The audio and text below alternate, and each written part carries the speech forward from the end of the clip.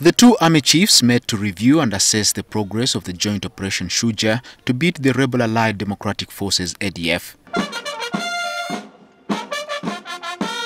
The operation was launched on the 30th of November 2021 with Ugandan and Congolese armies combining forces to deal with the ADF. The two army chiefs, along with other senior army officers and diplomatic leaders from both countries, met at the office building of the governor of Ituri province in Bunia, DRC. The meeting attendees evaluated the two phases of the operation ahead of a new phase. We have always been having review meetings at different levels.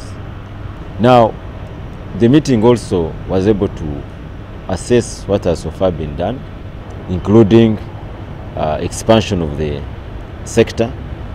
The next phase, statements released by both armies stressed, Operation Shujaa would focus on neutralizing the ADF's freedom of action and movement, hindering its recruitment and training drive, disconnecting its communication and coordination network with other negative forces in the region, cutting off the enemy supply routes, securing more liberated areas by protecting civilians and enabling IDPs to return to their homes, and ensuring the safety of roadworks at Kasindi Beni Butembo and Bunagana Bushuru Goma roads, among others.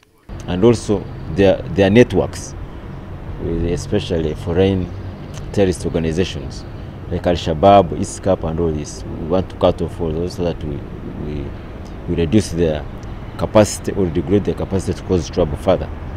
For this, both armies observed the need for more troops, and I asked the deputy spokesperson of the UPDF why more troops, yet normalcy has largely returned in Eastern Congo. As you know, initially when we started, the focus was neutralizing the known enemy camps.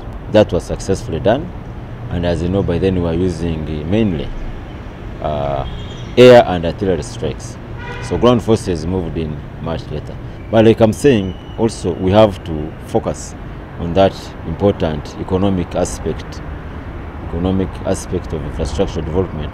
So we will not be having a situation where we are diverting forces which are actively engaged in combat and mobile operations to come now and do some of this work, like securing the road construction works, personnel and equipment. So certainly more forces will be deployed, and some have already actually been there, getting acclimatized to the situation. It is in that context. This evaluation meeting followed the signing of the Status of the Forces Agreement, or SOFA, between Uganda and DRC in regard to Operation Shujaa.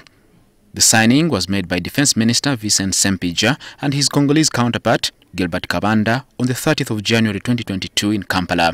But will the one-year deadline be met as the two countries stress the need to avoid unnecessarily prolonging the operation?